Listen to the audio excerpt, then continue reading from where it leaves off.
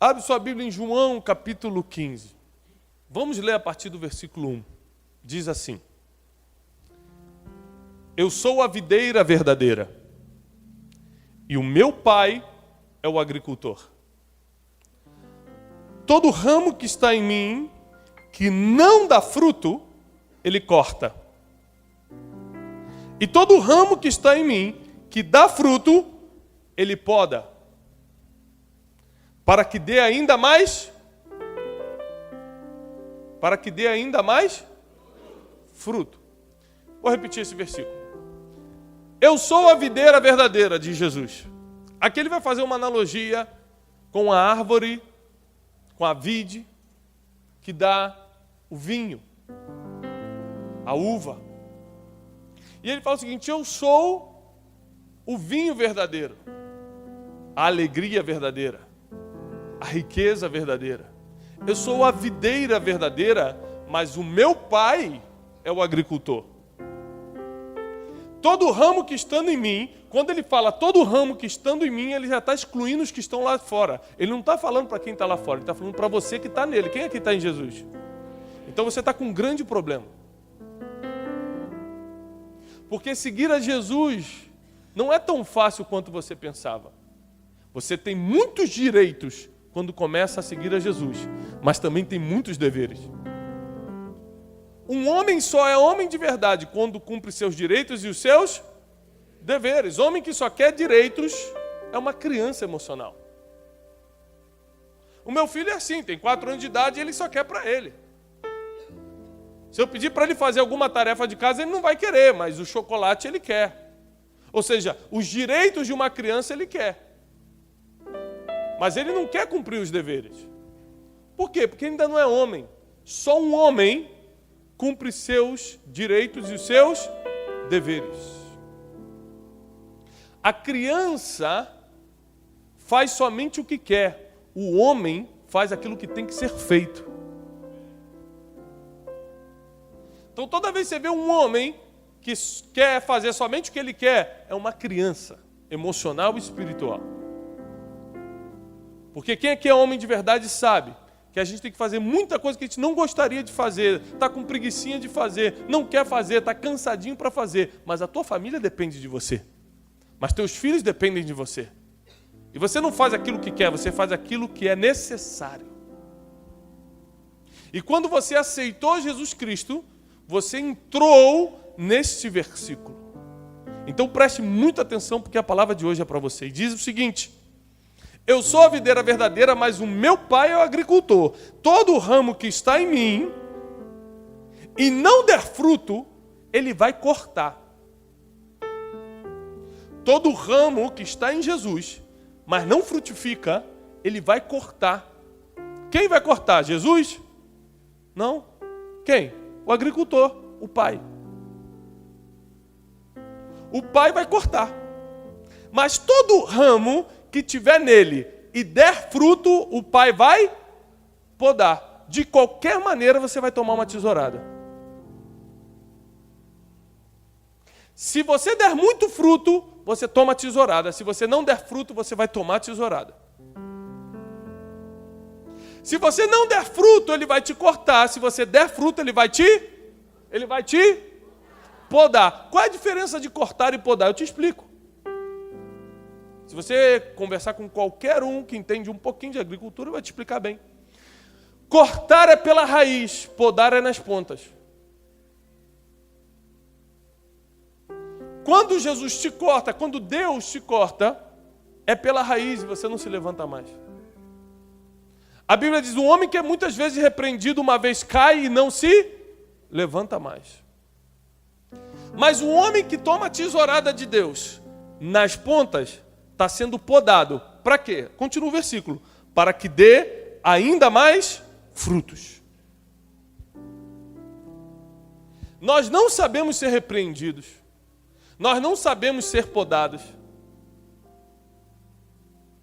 Mas essa é a única maneira de, para aqueles que já dão frutos, darem ainda mais. Ou seja, a fase inicial de dar frutos, quando você está conectado na videira verdadeira, compete a você. A partir do momento que você deu os primeiros frutos, aí Jesus entra com a parte dele. Aí Deus entra te podando e te preparando para dar ainda mais frutos.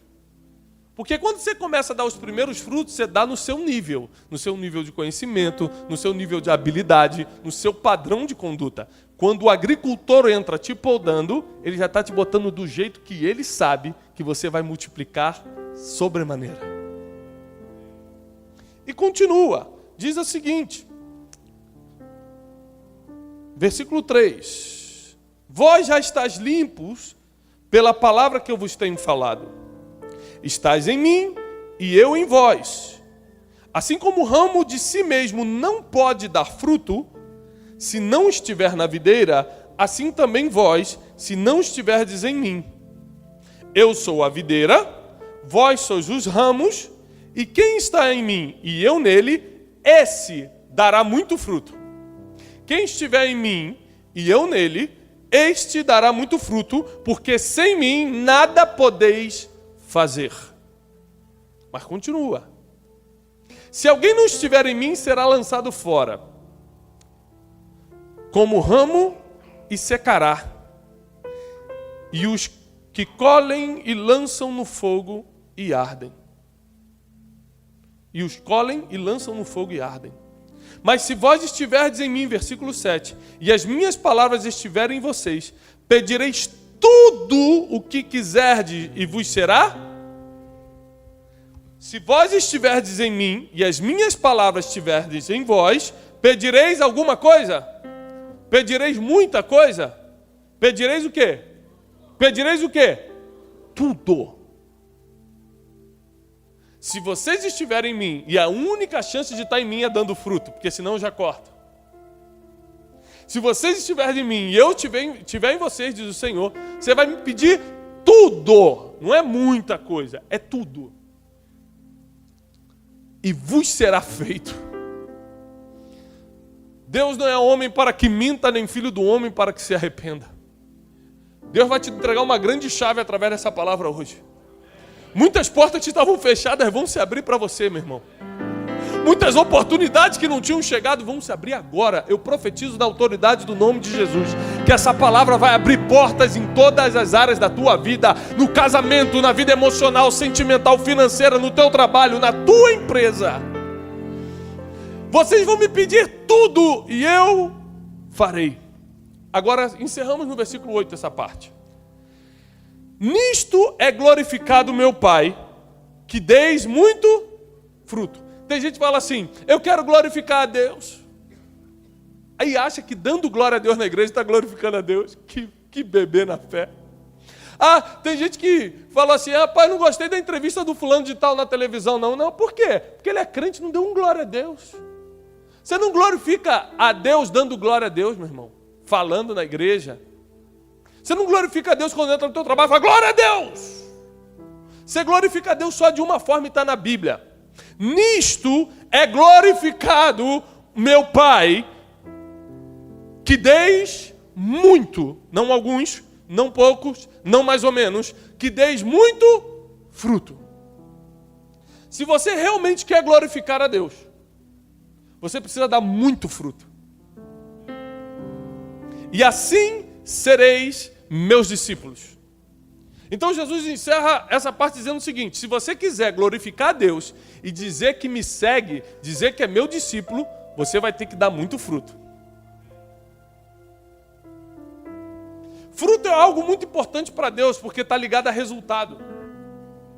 Deus não gosta de pessoas sem resultado. Deus não gosta de pessoas infrutíferas. Deus não gosta de pessoas que parecem que têm, mas não têm. Pessoas que parecem que são, mas não são. Quer ver? Abre comigo, por favor, em Marcos capítulo 11, versículo 12. Marcos, capítulo 11, versículo 12. Diz assim.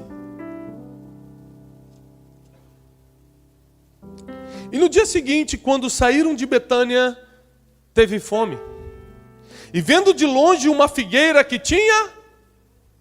Uma figueira tinha o quê? Folhas. A aparência da figueira era frutífera. ela parecia frutífera. De longe, por causa das folhas, ela chamava atenção, porque uma árvore cheia de folhas chama atenção. Então foi ver se nela se acharia alguma coisa, e chegando a ela, não achou senão folhas. Porque não era tempo de figos. E Jesus falando disse: nunca mais coma alguém fruto de ti para sempre. E os seus discípulos ouviram isso. Você nunca vai encontrar na Bíblia Jesus amaldiçoando uma prostituta, um bandido, um traficante, nem sequer um pecador. Mas uma árvore sem fruto ele amaldiçoou. A única maldição que sai da boca de Jesus foi para alguém sem frutos. E pior, parecia ter, mas não tinha.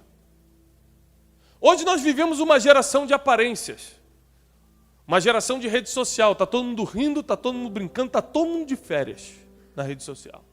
Todo mundo curte a vida de uma forma linda na rede social. Nós vivemos uma geração com muitas folhas e nenhum fruto. Jesus passa pela nossa geração e fala: me dá um fruto. A gente fala: não é tempo de frutos. Então, ele solta a palavra: nunca mais nasce um fruto de ti. É a mesma coisa de João 15. Então vem cá, ó. Plim, corta pela raiz. A Bíblia também diz em outro versículo: toda árvore que não dá fruto é cortada e lançada ao fogo.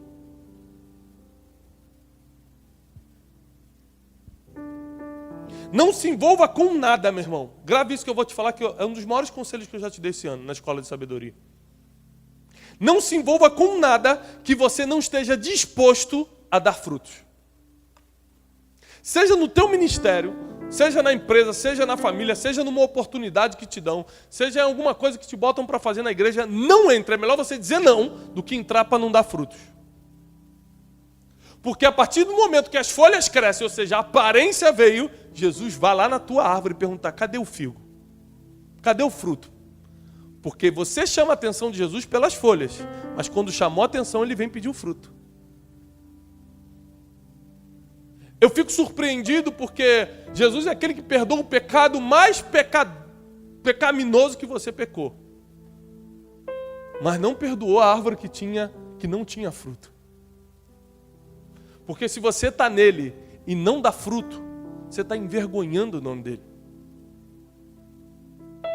E existem 3 fatores que vão ser preponderantes, que vão ser principais para você dar fruto. Aqueles que vão anotar, comecem agora. Porque esses 3 fatores vão definir os teus resultados ou frutos. Primeiro fator, todos eles nós encontramos em Jesus. Primeiro fator de Jesus. Jesus sempre era objetivo, nunca subjetivo. Repare nas palavras antagônicas. Jesus era objetivo, nunca subjetivo. O que é uma pessoa subjetiva? Que deixa entender. Uma pessoa que fala mais ou menos falado. Uma pessoa que quis dizer alguma coisa. Jesus não era assim. Eu costumo dizer que se Jesus vivesse nos dias de hoje, ele seria um dos maiores tuiteiros que existe. Sabe por quê? No Twitter, você só pode digitar até 140 caracteres. Para quem não entende isso, pergunte para o seu netinho, que ele vai te explicar. São 140 letras que dá para digitar. Você pega qualquer ensinamento de Jesus e dá dentro de um Twitter. Novo mandamento vos dou, 2 pontos. Que ameis uns aos outros, ponto. Twitter. Os mandamentos de Jesus eram objetivos, as palavras de Jesus eram objetivas. As correções de Jesus eram objetivas. Quando Pedro corta a orelha de Malcom lá no Getsêmani, Jesus olha para Pedro, enquanto com uma mão colava a orelha de Malcom e fazia milagre. Malcom era um soldado romano que veio prender. Enquanto com uma mão ele fazia um milagre, com a outra ele ensinava. Pedro, você não sabe que quem vive pela espada vai morrer? Digita isso aí no Twitter. Pega um ensinamento profundo como esse. Ele era objetivo, era rápido. Você não sabe. Em vez de ele passar aquele sermão: Pedro, precisamos conversar. Sabe, Pedro, tem me desagradado vosso proceder. no galgar das estradas da vida. Jesus não era subjetivo, ele não dava a entender, ele falava direto e rápido. Pedro, você não sabe que quem vive pela espada vai morrer? E preste atenção, Jesus amava fazer perguntas, ele respondia com perguntas, porque não se pode ter a resposta certa fazendo a pergunta errada. Então as perguntas são mais importantes do que respostas. Em vez de corrigir diretamente, Pedro ele primeiro faz uma pergunta, porque a pergunta é o que leva a pessoa à introspecção. A pergunta é o que leva a pessoa a uma autorreflexão. E aquilo paralisou Pedro, e ensinou Pedro, sem ele precisar envergonhá-lo na frente dos outros. Jesus era objetivo e não subjetivo. Tudo que você for fazer na vida cristã, seja objetivo, é a única chance de você dar fruto. Quer conversar com o teu esposo, com a tua esposa, quer fazer alguma coisa, você quer começar um projeto, qualquer coisa no ministério, na empresa, naquilo que você está fazendo nessa terra, seja objetivo. Seja rápido, seja simples, seja claro. As pessoas hoje talvez não conheçam Jesus através de você, porque você é subjetivo, as pessoas não conseguem entender o que você quer dizer. Fala palavras que ninguém entende. Passeia por todo o universo para chegar a uma conclusão simples. Jesus tinha somente 3 anos e meio para dividir a história, ele não podia perder tempo com subjetividade. Então, ponto número 1, quero dar frutos, pastor. Pastor, eu entendi, eu estou na videira verdadeira, eu sou um ramo que vai dar frutos. Então, ponto número 1, seja objetivo. Ponto número 2 que nós tiramos de Jesus. Seja diligente, não negligente. Sabe o que é uma pessoa negligente? Eu te explico. É uma pessoa que erra por preguiça, desatenção ou falta de preparo. Vou repetir. Um negligente é o que erra por preguiça, desatenção ou falta de preparo. Se você é preguiçoso, eu tenho uma notícia para te dar. A Bíblia dá base para Jesus abraçar mendigo, prostituta, traficante, qualquer tipo de gente. Vinde a mim, todos. Mas o preguiçoso vai ter com a formiga. Está lá em Provérbios. Não é com ele que você vai ter. Você primeiro vai ter que aprender com a formiga. O negligente é aquele que é preguiçoso, desatento e despreparado. Agora, deixa eu te dar uma notícia pior ainda para quem é uma dessas 3 coisas. Erros são para serem corrigidos. A negligência é para ser punida. No nosso livro novo, 12 dias para atualizar a sua vida, eu comento isso. Erros são para serem corrigidos. Negligência é para ser punida. Você não pode punir um erro, porque erro é para ser corrigido. Agora, negligência, ou seja, o erro por preguiça, desatenção ou despreparo, é para ser punido. Jesus, ele era diligente. Sabe o que é o diligente? É aquele que tudo que faz bem. Faz com atenção, faz com preparo e faz com vontade de fazer. Se o nosso pastor botar alguma coisa na tua mão para fazer, você precisa ser diligente, ou então nem aceita a obra, nem aceita o trabalho. Porque a partir do momento que você aceitou o título, aceitou a carreira, aceitou a função, as folhas germinam. E todo mundo começa a te olhar e falar, olha ali uma árvore com frutos. Só que quem vai lá conferir se você tem fruto, não é o irmãozinho da igreja, é o Messias. É a videira verdadeira que vai te pedir um fruto. Se você não for objetivo e se você não for diligente, você não tem nenhuma chance de frutificar. Nenhuma. Eu procuro ser o mais objetivo possível em qualquer conversa, em qualquer reunião, em qualquer pregação. Porque eu quero ser frutífero. Eu procuro ser diligente, eu só aceito o trabalho, eu só aceito fazer algo que eu sei que eu vou fazer com preparo, com muita atenção e com muita vontade, sem preguiça nenhuma. E talvez agora você tenha que rever na tua vida o que você está fazendo com negligência. Seja no ministério, seja na profissão, seja na família. Os negligentes serão punidos. Todo mundo tem direito de errar. E às vezes você está com muita diligência fazendo uma obra e erra. Não tem problema, você vai ser corrigido. Quem vai ser punido, quem vai pagar o preço, é o negligente. E o terceiro ponto que nós encontramos em Jesus: você só vai dar frutos se tiver uma equipe. Jesus chegava a ser neurótico com a questão de equipe. Ele focou na equipe, ele focou nas pessoas. Abre comigo, por favor, e aqui eu pego um gancho da palavra da última escola de sabedoria, semana passada, com o nosso pastor Jairo Manhãs. Ele introduziu Marcos 6, e eu quero, por favor, continuar. Abre sua Bíblia em Marcos 6. Diz assim: chamou Jesus os 12 e começou a enviá-los de 2 em 2. E deu-lhes poder sobre os espíritos imundos, e ordenou-lhes que nada tomassem pelo caminho, senão somente um cajado, nem alforje, nem pão, nem dinheiro no cinto, mas que calçassem sandálias e que não vestissem 2 túnicas. E dizia-lhes: na casa em que entrardes, ficai nela até partirdes dali. E tantos quantos vos não receberem, nem vos ouvirem, saindo dali, sacudi o pó que estiver debaixo dos vossos pés, em testemunho contra eles. Em verdade vos digo que haverá mais tolerância no dia do juízo para Sodoma e Gomorra do que para aquela cidade. E saindo eles, pregavam que se arrependessem, expulsavam muitos demônios e ungiam muitos enfermos com óleo e os curavam. Quem estava fazendo todas essas maravilhas aqui era a equipe de Jesus. Jesus aqui já estava numa fase mais fácil. Ele estava multiplicando o trabalho.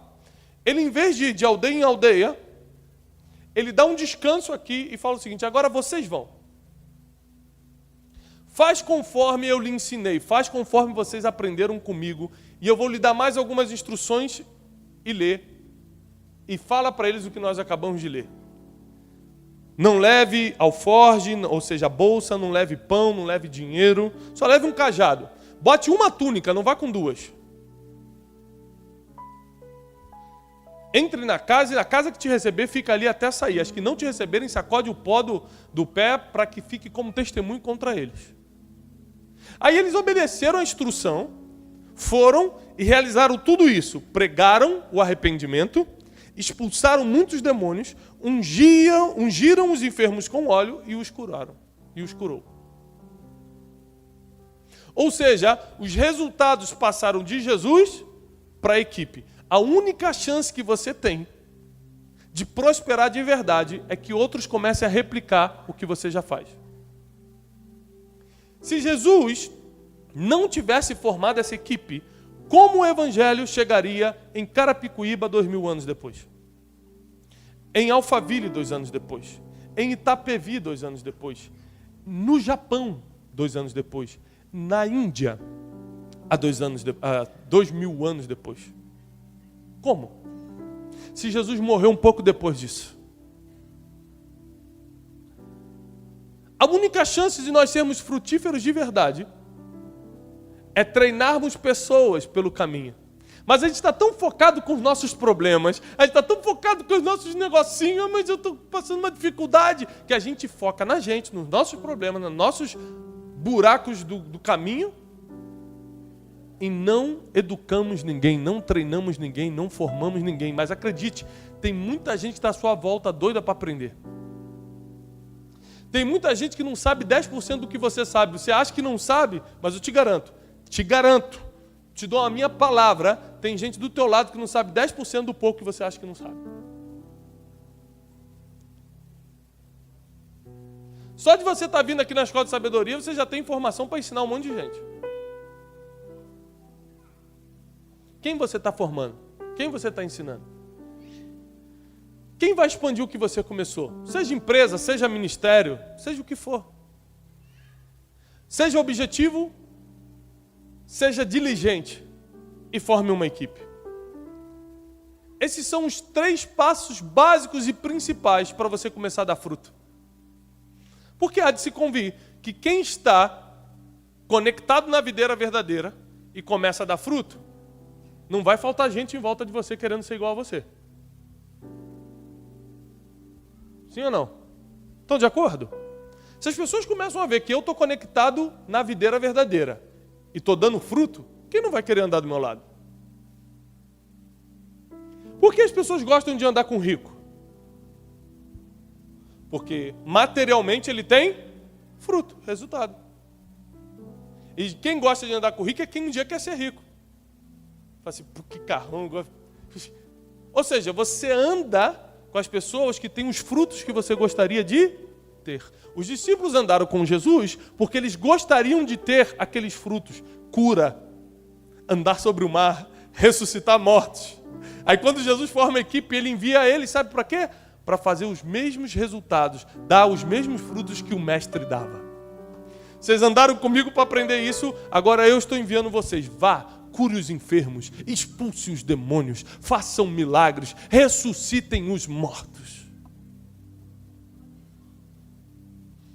Porque os discípulos só replicam o que viram o mestre fazer. As pessoas só vão replicar o que viram você fazer.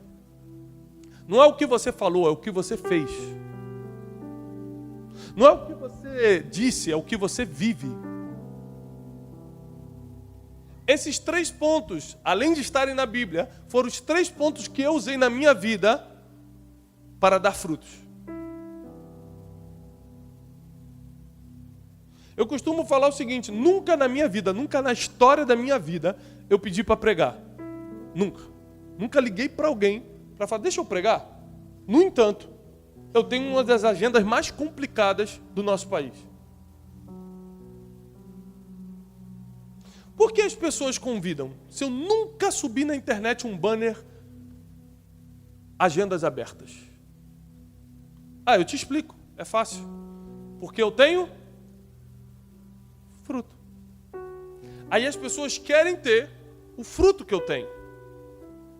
Então, eu preciso formar equipes, porque eu sou humano e eu tenho tempo de validade como qualquer ser humano.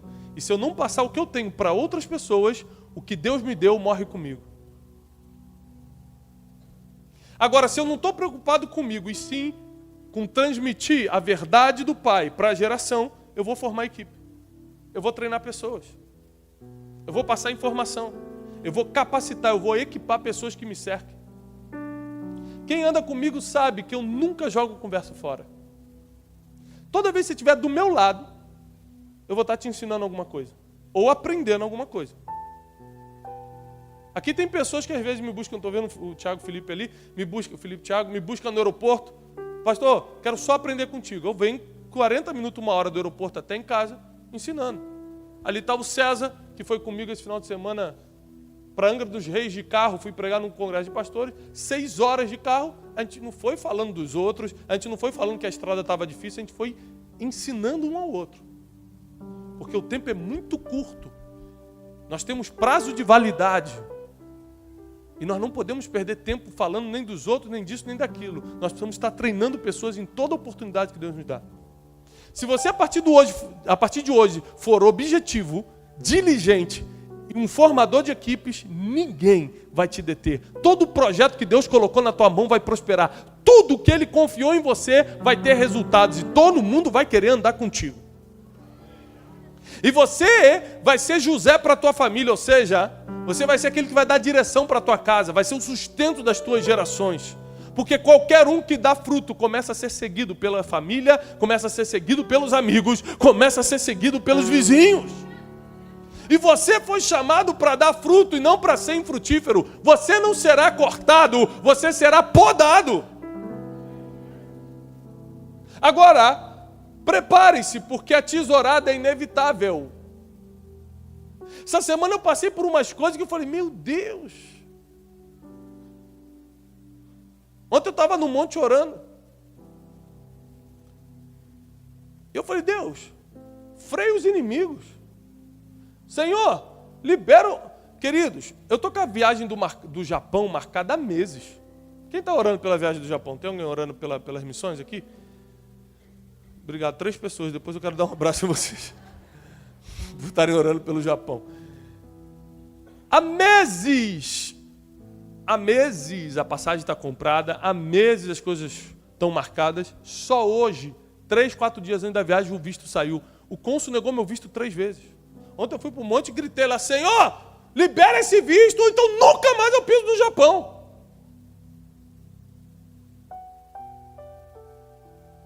Senhor, freia os inimigos. Senhor, por que a tesourada vem? Meu Deus, será que eu fiz alguma coisa de errado? Primeira coisa que você pensa quando vem a tesourada, fiz alguma coisa de errado. Meu Deus, pequei. Não, querido, se você tivesse pecado, era na raiz. Se tem chance de você se levantar, é só uma poda. Você vai dar mais fruto. Você vai se levantar. Você vai multiplicar. E hoje à tarde eu fui lá pegar o visto. Voltei até cumprimentando os outros na rua. Pai, Senhor. Me sentindo um japonês, né? Estava um japonês. Pareço um pouco, né? Descendência. E... o que é isso? É a poda. Deus está podando algumas coisas para me preparar para outros frutos. Então não reclama quando a tesourada vier, não. Você tem que ficar triste se vier na raiz.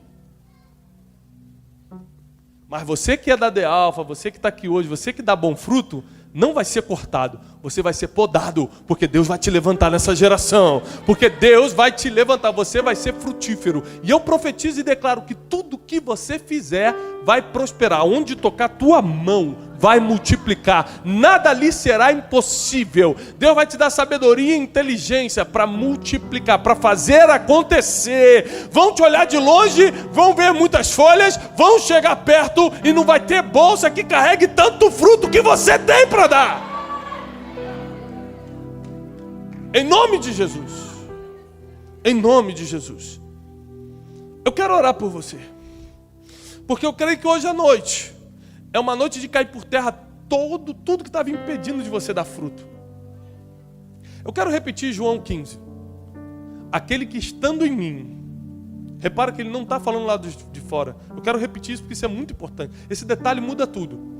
Aquele que estando em mim, ou seja, você já está nele, você já passou pela cruz, você já vem à igreja, você já foi batizado, você já está nele, mas não dá fruto. Ai. Isso quer dizer que se converter não é suficiente. Que isso, pastor? Não me escandaliza não, está escrito. Se você estiver nele e não dá fruto, o que ele vai fazer contigo? Não sou eu que inventei não, a gente leu agora. O que ele vai fazer contigo? Vai te cortar. Agora, se você estiver nele e der fruto, ele também vai te dar uma tesourada, só que é para podar, para preparar para o crescimento. Do jeito que você está, você não chega no máximo do teu potencial. Do jeito que Deus vai deixar você, aí você levanta, aí você prospera. Então não reclame das contrariedades, não reclame da poda, porque o agricultor sabe exatamente onde pega, onde corta e como faz para você dar muitos frutos.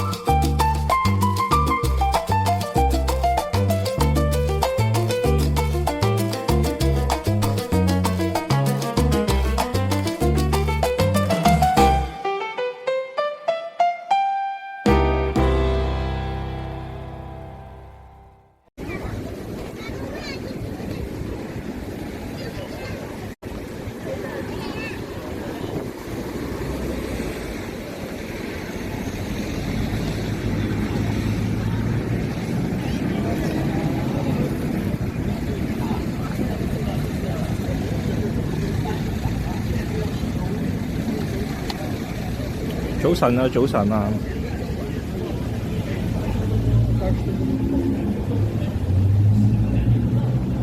早啊，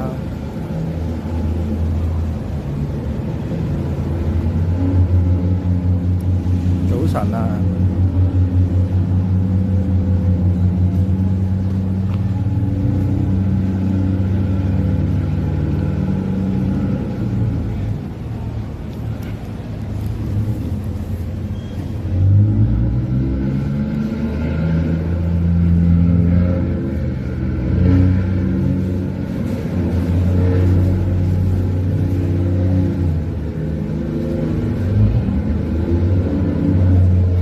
話說今朝咧就懶得睇湖人啦，因為全部人都傷咗半隊人啦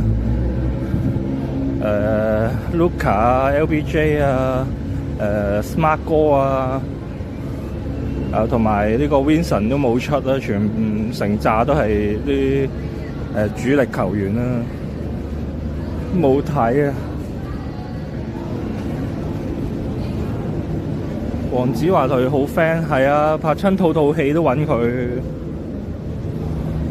套劇都揾佢。睇咗啊，睇咗嗰4個浮床。咁我喺度睇動畫，有套我唔知係幾時嘅作品嚟啊，叫做《窮神來了》啊。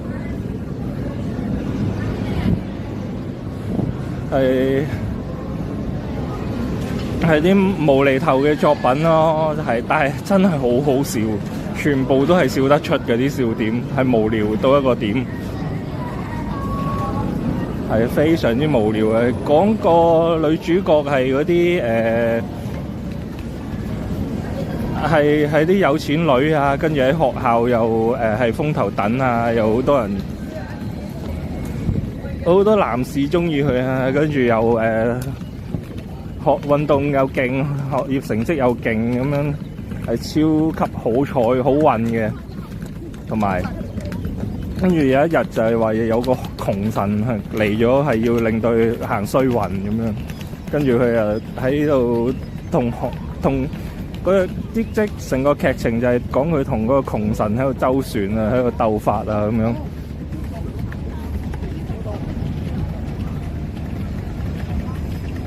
好老，嗰套嘢好老㗎啦，定係講阿 Ben 史雄啊，即係70幾咯。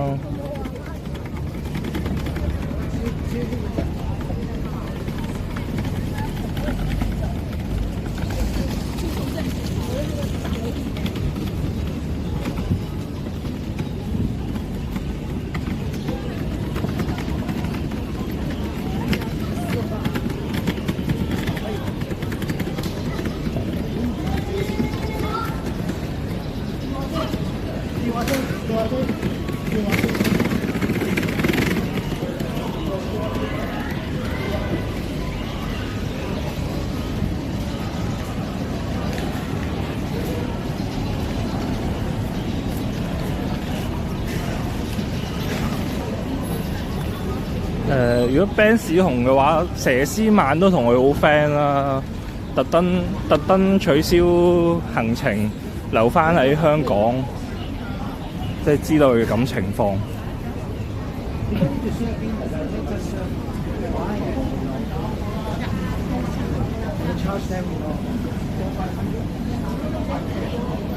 呢度點解有鐵馬圍住嘅？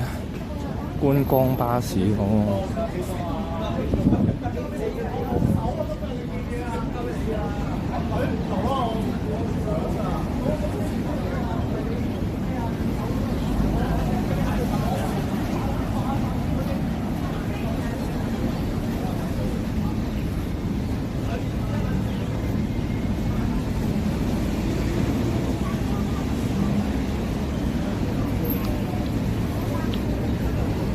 睇嚟好多圈中藝人都同佢關係好好啦，人緣好好啦，又嗰啲咩吳卓羲嗰啲，你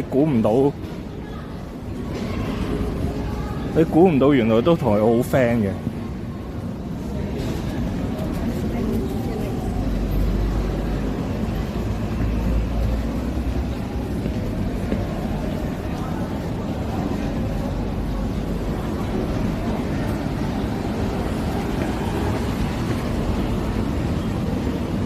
新聞有講邊個去探佢啊？入咗去病房度探佢，仲有韓瑪利啊，好似